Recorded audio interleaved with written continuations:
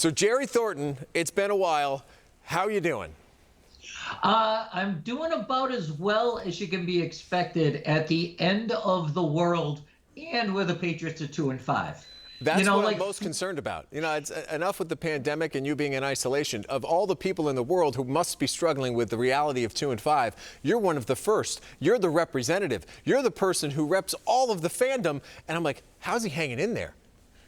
Yeah, and I feel like I will accept that. And at the same time, there's an element of this where I'm of a certain age where I can remember things that were far worse than this, believe it or not. Like, I appreciate if you're like my oldest son's age, you've never seen them even win single digits in a single season. Like you can't remember 2002. I'm kind of like that guy who grew up in the Depression, and I can remember World War I, and we had the Spanish flu by cracky, and then we went right into the World War II, and you think we had it easy? Like, no, we didn't. We walked to school with a potato in our pocket to keep us hot, and then had the potato for lunch. So there's a little bit of that, but no, Tom, this is a strange new world, and I didn't think it would go this south this fast. All right, but let me stop you there. I guess call me an optimist, perhaps, but I just can't compare this 2020 team to those horrendous teams of the early 1990s. It is not the same vibe. You see competitive players on the field. You see the greatest coach of all time trying to lead those players, and you see them in games against what are now the league's best, very competitive and just making silly mistakes towards the end. It seems to me this team is close. 2-5 is 2-5, but is this going to be a season that is 4-12, or is this going to be a season in your mind that's going to be more perhaps 8-8 with a possible shot at 9-7? Yeah, I agree with the latter. Because if you really look at it, it's been 7 games. 2-5 is not what this team is about. It's not acceptable. You don't make excuses for that. But they've been uncompetitive in really 2 of those games. They've done uncharacteristic things. They couldn't punch it in the end zone to win the game at Seattle against a really good Seahawks team. Brian Hoyer is the quarterback in the red zone twice at Kansas City, and he brain cramps both times and gets no points. And then in the middle of it, they shut down with the most important player on offense and the most important player on defense, both contracting the vid, and the facility has to shut down for the better part of 2 weeks. Unsurprisingly, they come out with 2 bad games in the aftermath of that. So yes, I'm with you on that. I feel that they were riding that ship at Buffalo, and Cam Newton makes an unconscionable mistake, which is kind of been characteristic of this team and the biggest surprise of the season.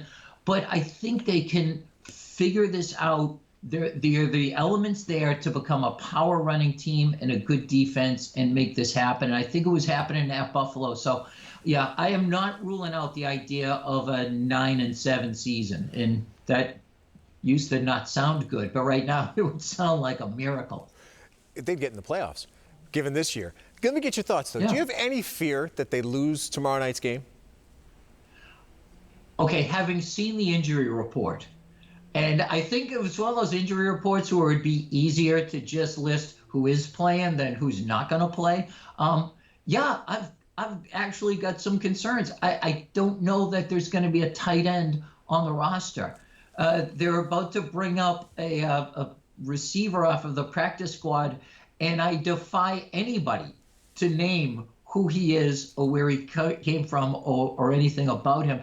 So, yeah, it's a legit concern against a winless Jets team. That's our reality. And by the way, Tom, this is exactly how I thought the world would be if Tom Brady ever left. Yeah, you were on that train from the outset. How difficult has it been for you to watch Brady and the Bucs and just add piece after piece, and now Antonio Brown, and everyone seems to be hitting stride? It's got to be hard, I would guess. Yeah, and I don't want to turn on Tom Brady, but I think it's human nature at some point to look at your ex and just kind of hope that they kind of let themselves go. And stop shaving and never get out of a bathrobe and just, and meanwhile you go off and live your best life. Well, I look at Brady and Gronk, and they're this close to being like that Instagram couple that puts their like hands out in front of the sunset at the beach, and wow, look at how great our life is. And it's tough to deal with. I will be honest with you. My friends are split among the people who are hoping that Brady wins the Super Bowl MVP and hope the Patriots don't win another game, and the ones who have replaced the Tom in Tom Brady with a word that begins with F. And I struggle daily with whether or not to completely root against him or to just give myself up to the humiliation of the fact that this guy is still playing like he's 24 years old. Brady and Gronk, central characters in your new book, Six Rings. Yeah. And I want to find out how you built on your previous book to this one. I mean, what's the addition? Is this more of a summary of the 2 decades? Because it seems we're very close in time to the release of the last book. So explain the difference between the two.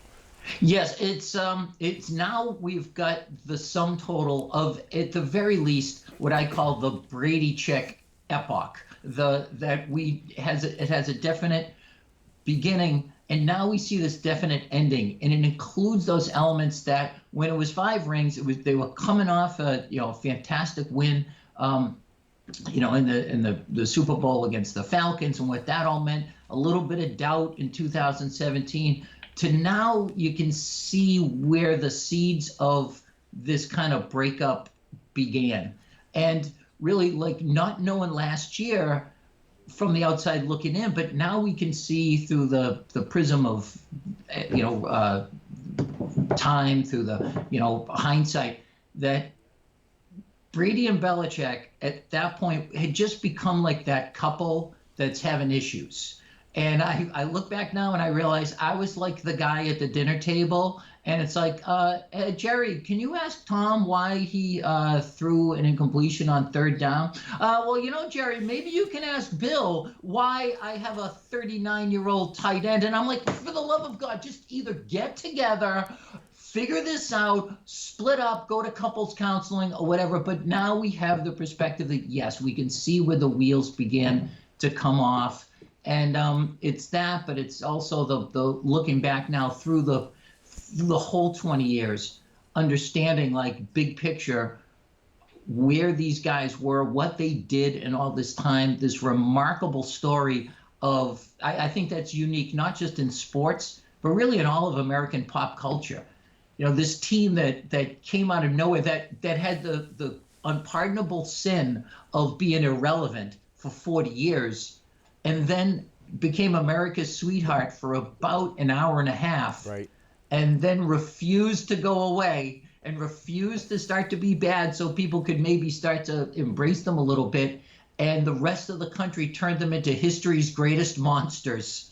And to the point where the league changed rules to prevent this team from doing the things that they were able to do better than other people, that they took draft picks away for reasons small and completely made up.